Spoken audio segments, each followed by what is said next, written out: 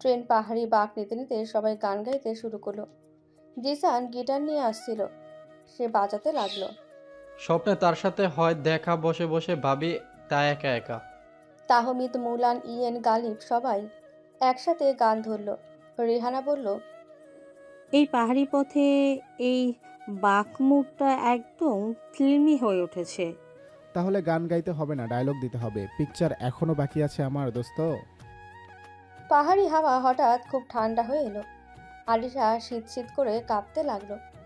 তাহমিদ নিজের জ্যাকেট খুলে দিয়ে দিল আরিশাকে। আরিশা বলল, তুমি রোমান্টিক হলো কবে? না, রোমান্টিক না, শুধু প্র্যাকটিক্যাল বুঝি বলেই দিলাম, কারণ আমি ঠান্ডা সহ্য করতে পারি। কবিতা, আরে বাবা, রোমাঞ্চের ভিতরেও হিসাব বসছে কেন? একটা স্টেশনে ট্রেন থামলো। জানলা দিয়ে সবাই স্ন্যাক্স কিনছে। হঠাৎ বানরের দল এসে পড়লো। একটা বানর নীলার চিপস কেড়ে নিল। নীলা চিৎকার করে বলল, বারণ, আমার চিপস কেড়ে নিলি? নীলায় দৌড়ে গিয়ে চিপস ফেরত নিতে গিয়ে নিজেই মাটিতে পড়ে গেল। তাহমিদ হাসতে হাসতে বলল, আঙ্কেল, বানরকেও হার মানায় দিও না, ওরা আমাদের ফ্যামিলির সাথে অ্যাডজাস্ট করতে পারবে না। ট্রেন ধীরে ধীরে সিমলার কাছাকাছি আসছে। চারপাশে পাহাড়, জলপ্রপাত, কুয়াশা। সবাই জানালা দিয়ে তাকিয়ে মুগ্ধ। তুবা ধীরে ধীরে বলল, এমন দৃশ্য জীবনে একবার দেখলেই হয়। গালিব তুবার হাত চেপে ধরে বলল, কেন এরা? সুইটহার্ট, এই দৃশ্যের থেকেও সুন্দর হলো তুমি আমার। দূর থেকে তাহমিদ তার পাপা আর আম্মুর রোম্যান্স করা দেখে চিল্লিয়ে উঠে বলল। ট্রেন থামাও পাপা, রোমান্টিক হয়ে গেছে। তাহমিদের কথা শুনে সবাই হেসে উঠল। গালিব তুবার হাত ছেড়ে দিয়ে বলল, আমার পাশে আছো। দিন দিন ছেলেটা আমার বাদর। অবশেষে 4 ঘন্টা রোমাঞ্চকর যাত্রা শেষে সিমলার ছোট রেল স্টেশনে ট্রেন এসে থামল। সবাই হাসি মুখে নেমে বলল, এই ট্রিপটা কখনো ভুলবো না। তাহমিদ গম্ভীর মুখে বলল। কিন্তু পাপা, এক্সপ্রেস তো সব তুমি লিখে রাখছো। গালিব ঠোঁট বাঁকিয়ে বলল, এটাই তো তোর হানিমুন প্ল্যান। এটা কেমন কথা পাপা? তুই অফিস থেকে যে টাকা পাস ওইখান থেকে কাটা হবে। আমার কাছে পরিবার একদিকে, কাজ অন্যদিকে।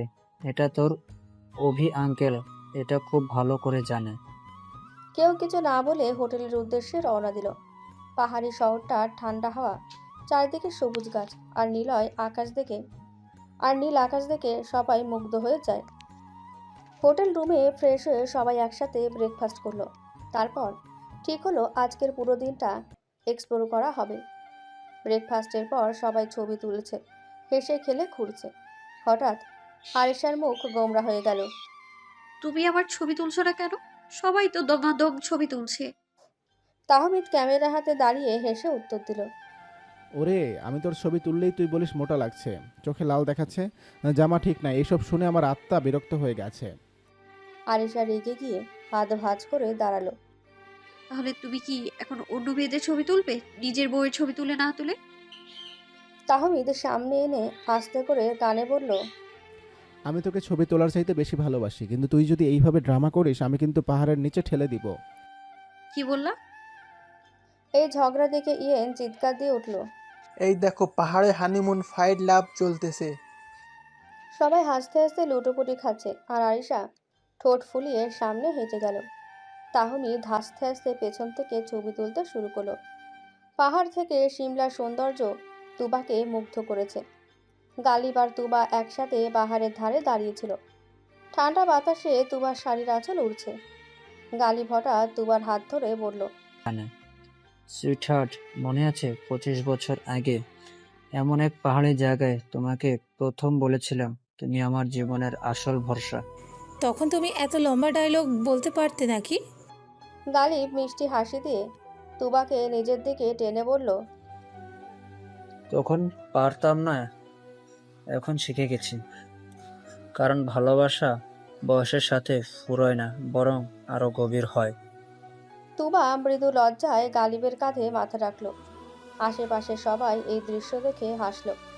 নিলয় বলল, ওরে বাবা, গালিব দোস্ত, তুই এখনো এক্সপার্ট রোমান্টিক। সবার ভিড় দেখে আলাদা হয়ে জিসান আর অনি একপাশে দাঁড়িয়েছিল। অনি পাহাড়ের দিকে তাকিয়ে হঠাৎ বলল, জানো, ওই পাহাড়ের নীরবতা আমার অনেক পছন্দ। মনে হয় যেন সব কষ্ট গিলে নেয়। তোমার চোখের ভেতরে আমি মাঝে মাঝে এমন এক অন্ধকার দেখি যেটা পুরো পৃথিবীকে গ্রাস করতে পারে। তুমি ভয় পাও না? ভয় নয়, আমি সেই অন্ধকারে ডুবে যেতে চাই, কারণ অন্ধকারের ভেতরেই তোমার আসল রূপ লুকানো থাকে। রাঙ্গাবো।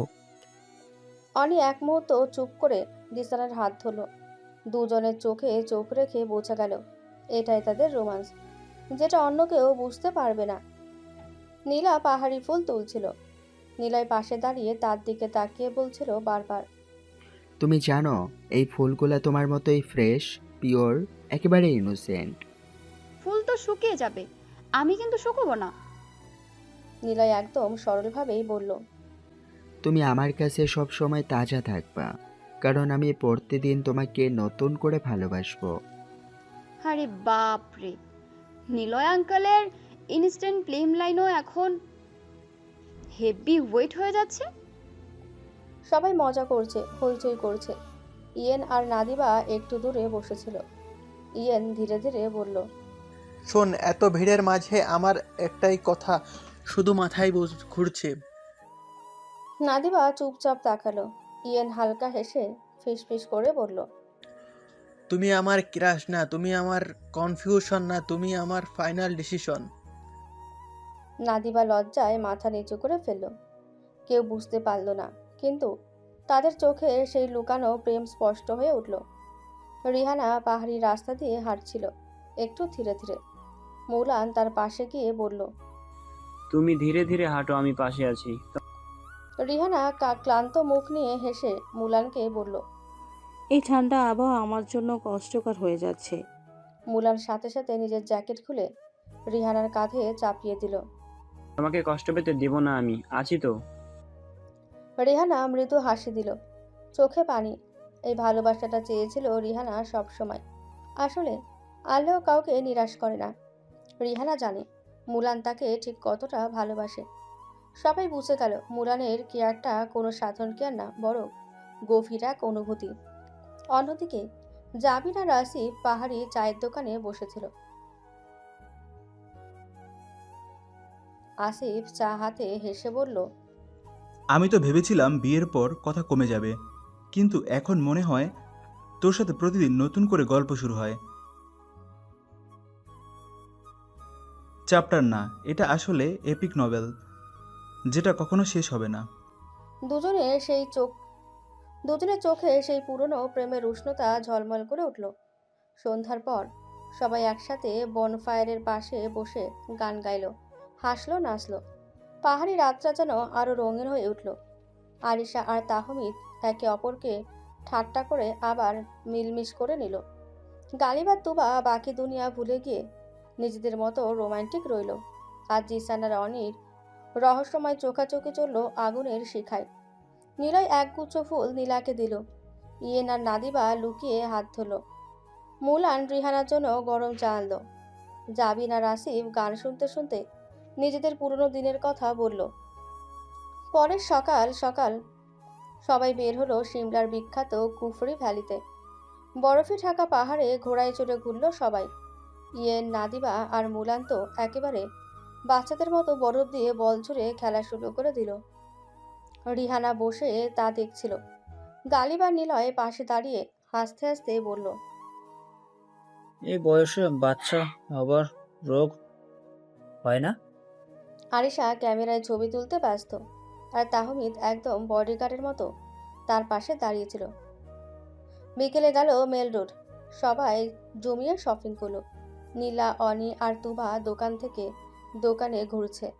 অন্যদিকে গালিব একটা চেয়ারে বসে হাফ ছেড়ে বলল, আমার পকেটের ওপর টর্নেডো বয়ে যাচ্ছে। আর আমারটা সিডর। আমারটা তো সব কার্ড নিয়ে চলে গেছে। এভাবেই দিনটা সবার সুন্দরভাবেই কাটলো। রাতে রিহানা মুলানের বুকে মাথা রেখে বলল, আমি অনেক ভাগ্যবতী তোমাকে আমার করে পেয়ে। কখনো ভাবিনি কেউ আমাকে এতটা ভালোবাসবে। আর আমি ভাগ্যবান পুরুষ যে তুমি আমাকে বাবা ডাক শোনাবে। তারপর সবাই সবার মতো ঘুমিয়ে পড়ল। দ্বিতীয় দিনে তারা গেল রথাং পাস, একদম মেঘের রাজ্যে। চারপাশে ঠান্ডা বাতাসে যেন সবাই মুগ্ধ। তাহমিদ, ইয়েন আর মুলান পাহাড়ের ধারে দাঁড়িয়ে ছবি তুলছিল। হঠাৎ মুলান চেঁচিয়ে উঠল, তেজ, কেয়ারফুল, নিচে পড়ে যাস না। তাহমিদ হাসতে হাসতে উত্তর দিল, আমার পেছনে তোরা আছিস, আমি পড়লেও আমি জানি তোরা ঠিক ধরে নিবি আমাকে। তারপর লম্বা পাহাড়ি রাস্তা উঠে সবাই যখন পৌঁছালো জাখু টেম্পলে, বানরদের কাণ্ড থেকে হাসতে হাসতে সবাই কাহিল। এক বানর অনির হাত থেকে চিপস কেড়ে নিল। অনি চিৎকার করে উঠল, হাই খোদা, আমার ভাগে চিপস গেল। তোর ভাগ্য আগে থেকেই খারাপ, এটা তো কনফার্ম হলো। কে বলেছে আমার রাঙ্গা বউয়ের ভাগ্য খারাপ? এখানে সবাই কিছুক্ষণ সময় কাটিয়ে অন্য লোকেশনে চলে গেল, যেখানে বরফে ঢাকা কুফরি স্নো অ্যাক্টিভিটিসে সবাই যেন ছোট্ট বাচ্চা হয়ে গেল। নাদিবা স্লেজে বসে চেঁচাচ্ছে, ও মা, বাঁচাও, ব্রেক নেই। তাহমিদ পেছন থেকে ঠাট্টা করে নাদিবাকে বলল, ব্রেক দিলে তো মজা নাই, তুই গিয়া পর গরুর গোবরে। ইয়েন বরফে স্নোবল ছুঁড়ে গালিবকে মারল। গালিব চমকে উঠে বলল, এই যে লাভ গুরু, কে পটাইতে শুরু করছে। এবার বাসায় যাই, তোমারে আমি পিটামু। ইয়েনকে না। সবাই মজা মাস্তিতে দিনটা কাটালো। রাতটা সিমলাই থেকে পরদিন ভোরে রওনা দিল মানালির পথে। নদীর ধারে পাহাড়ি রাস্তা, দৃশ্যগুলো এত সুন্দর যে সবাই মোবাইল ভরিয়ে ছবি তুলতে লাগলো। প্রথমেই সোলাং ভ্যালিতে প্যারাস্লাইডিং করতে গেল। জিসান সাহস করে প্রথমে গেল উপরে। উঠতে চিৎকার করলো, আম্মু, ও আমারে বাঁচাও, আমার জীবন শেষ। ভাই আমাকে নামা, যত টাকা দিচ্ছি তো ডাবল দিব, আমাকে নামিয়ে দাও। চুপ কর, উপরে গিয়ে নাটক করছে। কি এমন আহামরি আছে যে ভয় পেতে হবে? জিসান নামলো, নেমে নিলয়কে বলল, এবার তোমার পালা, যাও দেখি ভয় লাগে কিনা দেখে আসো। তাহমি তাদের দুজনের কথা শুনে হেসে গড়িয়ে পড়ছে। এই ভিডিও আমি ইনস্টাগ্রামে দিয়ে দিব, টাইটেল হবে ফ্লাইং পটেটো। এই রাইড কেউ করবে না দেখে তারা অন্য লোকেশনে চলে গেল। বনের ভেতরে শান্ত টেম্পল সবার মন ভালো করে দিল। নীলা আর অনি ছবি তুলছে। হঠাৎ একটা লোক এসে বলল, ম্যাডাম, ছবি 100 রুপি। আরে ভাই, এ তো তোমার মোবাইল, ডিএসএলআর না। এখানে ছবি তুললে রুপি দিতে হবে। যেহেতু জায়গাটা সুন্দর তাই টাকা দিয়ে সবাই ছবি তুলে চলে গেল। সন্ধ্যায় সবাই মিলে নদীর ধারে হট চা আর পকোড়া খেলো।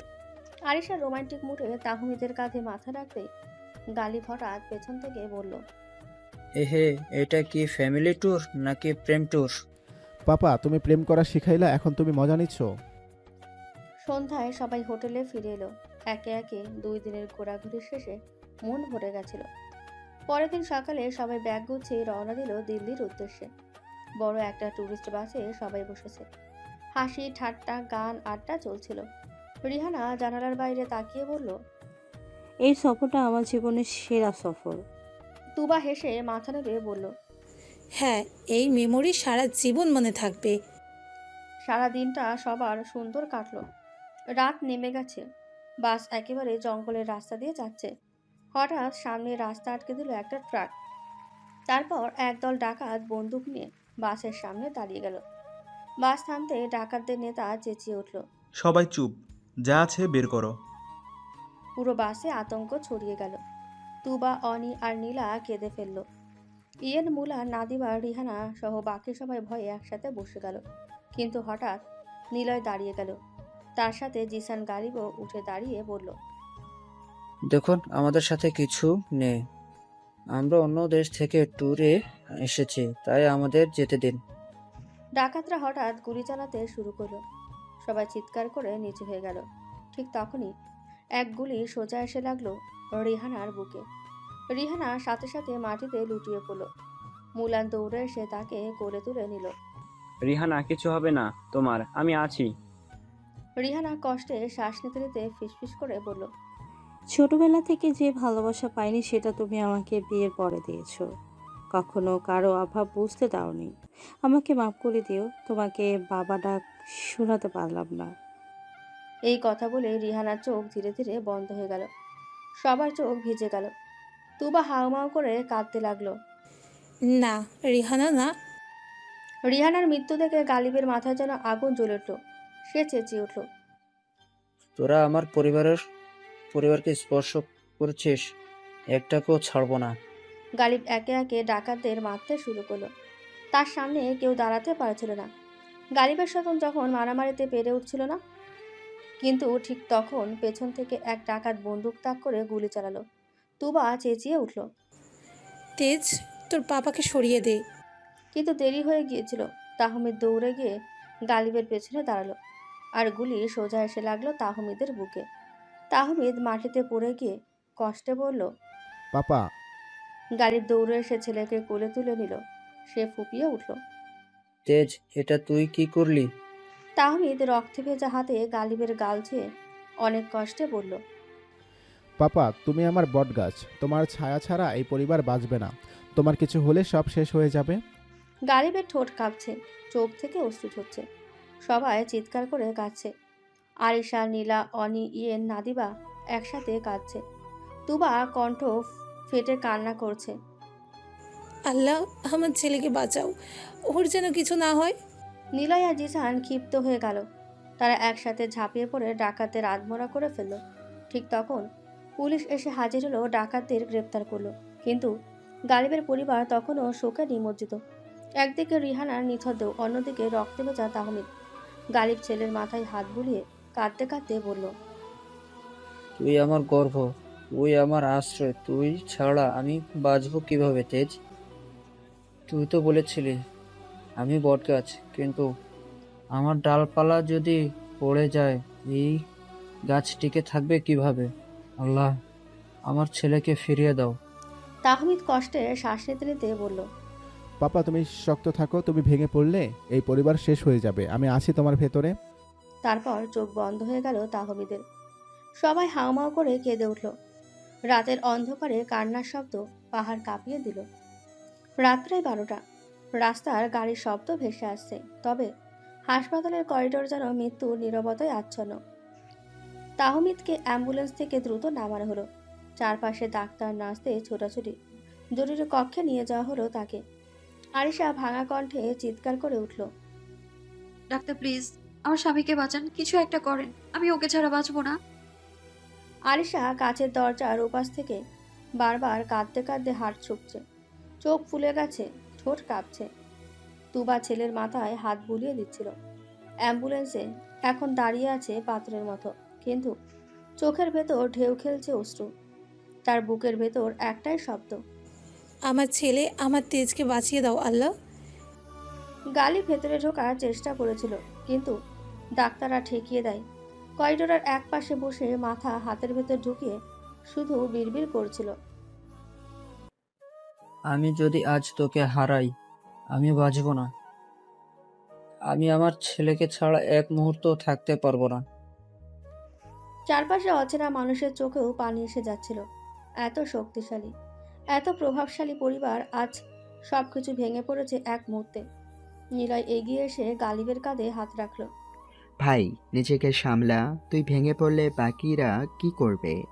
তেজ শক্ত ছেলে, কিচ্ছু হবে না। গালিব মাথা নাড়ল, তবে চোখের জল গড়িয়ে পড়ছিল।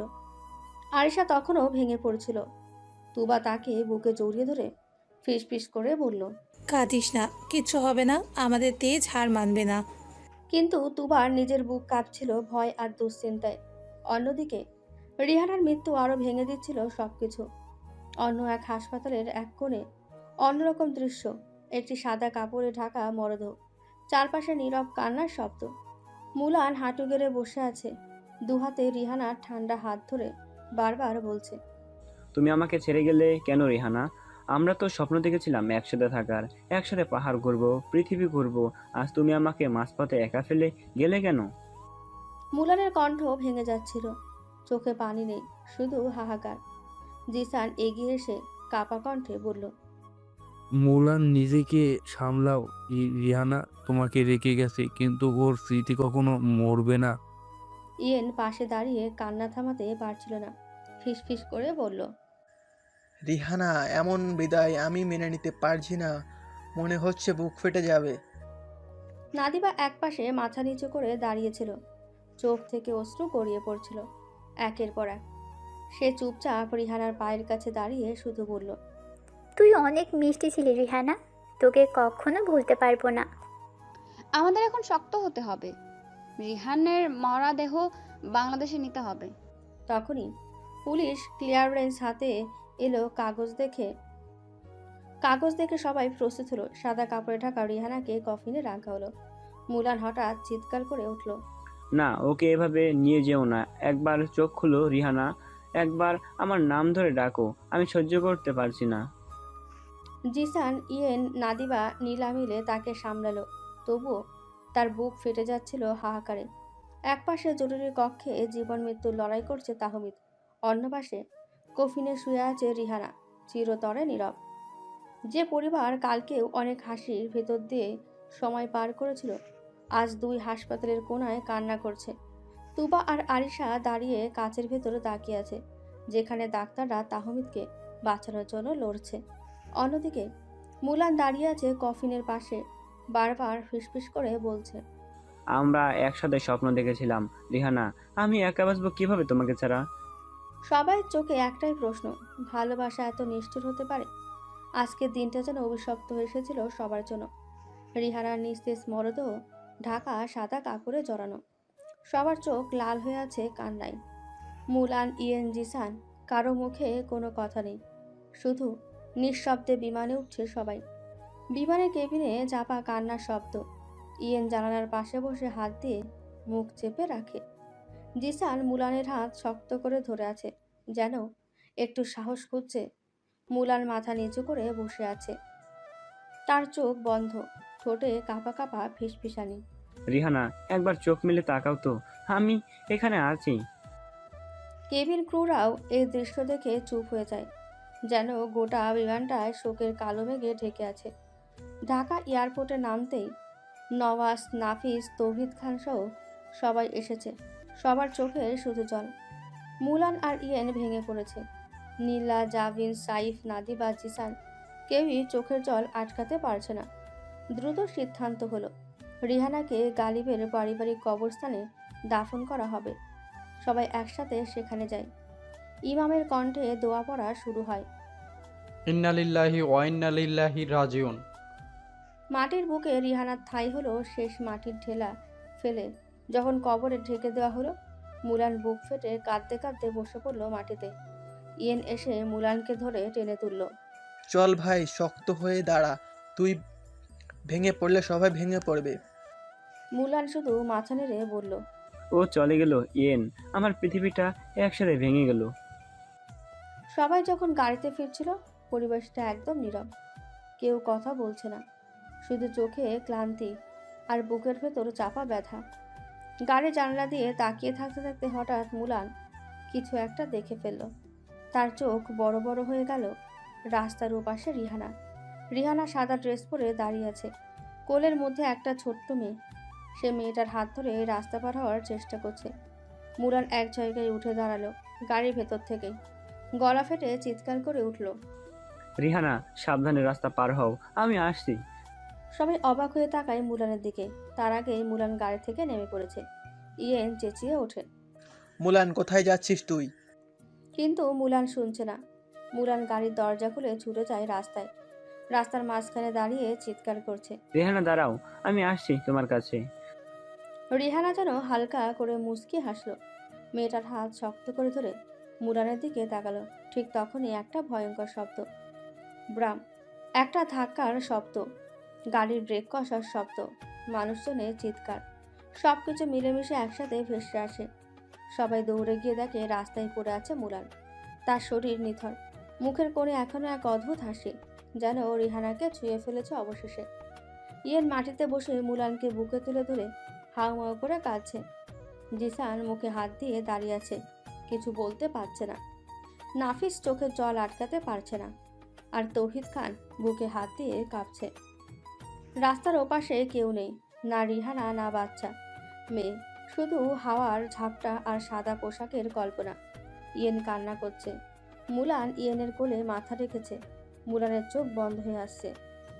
শেষ নিঃশ্বাসে মুলান শুধু ফিসফিস করেই বলল, আমি রিহানার কাছে যাচ্ছি, আমাকে মাফ করে দিস, আর তাহমিদকে দেখে রাখিস দোস্ত, আলবিদা। তারপর সব অন্ধকার, সবকিছু যেন এলোমেলো হয়ে যাচ্ছে। মুলানকে দ্রুত হসপিটালে নেওয়া হলো। সবাই এখনো বিশ্বাস করতে পারছে না কি ঘটলো। মুলান যে সবসময় হাসি ঠাট্টায় ভরিয়ে রাখত দলটাকে, এখন নিথর পড়ে আছে হাসপাতালের বেডে। ডাক্তাররা চেষ্টা করলেও আর ফিরিয়ে আনতে পারল না। ঘড়ির কাঁটা থেমে গেল, আর মুলানের জীবনও থেমে গেল সেই কাঁটার সাথে। ইয়েন ছুটে গিয়ে মুলানের নিথর শরীর জড়িয়ে ধরে ভেঙে পড়ল। না মুলান, তুই আমাকে ছেড়ে যাস না, আমরা তোকে ছাড়া 1 মিনিটও বাঁচতে পারবো না। তার কান্নার শব্দ ছড়িয়ে পড়ল পুরো হাসপাতালের করিডোরে। কেউ আটকাতে পারল না, কেউ থামাতে পারল না। ডাক্তাররা মাথা নিচু করে দাঁড়িয়ে রইল। জিসান কাপা হাতে ফোন বের করলো। প্রথম নাম্বারটায় ডায়াল করলো নিলয়। জিসান কাপা কণ্ঠে বলল, ভাইয়া, মৌলানা নাই। এক মুহূর্তের নীরবতা, তারপর নিলয়ের গলা বদলে গেল। সে চিৎকার করে উঠল, কি বলছিস তুই? মুলান মারা গেছে? কিভাবে? কেন? তোরা ওকে দেখে রাখলি না কেন? জিসান ফোনের ওপারে কান্নায় ভেঙে পড়ল। কিছু বলতে পারল না। নীলয়ের খবরটা গালিবকে জানাতে গালিব যেন নিজের জায়গায় দাঁড়িয়ে থাকতে পারল না। হঠাৎ বুক চেপে ধরে বসে পড়ল চেয়ারে। তার চোখ থেকে অশ্রু ঝরতে লাগলো বৃষ্টির মতো। না মুলান আমার ছেলের মতো ছিল, সে তো সব সময় তাহমিদের পাশে থাকতো, কিভাবে চলে গেল এভাবে? আল্লাহ, আমি কি পাপ করেছিলাম? তুবা এগিয়ে এসে গালিবকে জড়িয়ে ধরল, কিন্তু গালিব বারবার মুলানের নাম ধরে কাঁদতে লাগলো। এরই মাঝে এই বজ্রঘাতের সংবাদ সবাই জেনে গেল। মুলান আর নেই। সবার বুকের ভেতর যেন বজ্রপাত হলো। যে ছেলেটা হাসতে হাসতে বলেছিল আমি সবার আগে বাবা হব, সেই মুলান আর নেই। আরিশা চিৎকার করে কাঁদতে কাঁদতে মাটিতে বসে পড়ল। একটু পর জ্ঞান হারিয়ে ফেলল। তাহমিদ তখনও ওয়ার্ডে মৃত্যুর সাথে লড়ছে। তাহমিদের শরীর এখনও বাঁচা মরার লড়াই করছে। ডাক্তাররা অক্সিজেন মাস্ক লাগিয়ে যাচ্ছে, ওষুধ দিচ্ছে। মনিটরে তার হার্টবিট ওঠানামা করছে। একবার হার্টবিট বন্ধ হয়ে গেল, ডাক্তাররা শক দিল। আবার ধীরে ধীরে বেজে উঠল মনিটরের শব্দ, বিপ বিপ। তুবা সেই আওয়াজ শুনে হাহাকার করে উঠল, না, আমার ছেলেকে বাঁচান আল্লাহ, আমার ছেলেকে ফিরিয়ে দিন। একদিকে মুলান আর রিহানার মারা যাওয়া, অন্যদিকে তাহমিদের বাঁচার সংগ্রাম। নিলয় কান্না করতে করতে বলল, আমি মেনে নিতে পারছি না যে আমার ছেলের মতো মুলান আর আমাদের প্রিয় রিহানা এভাবে মরতে পারে।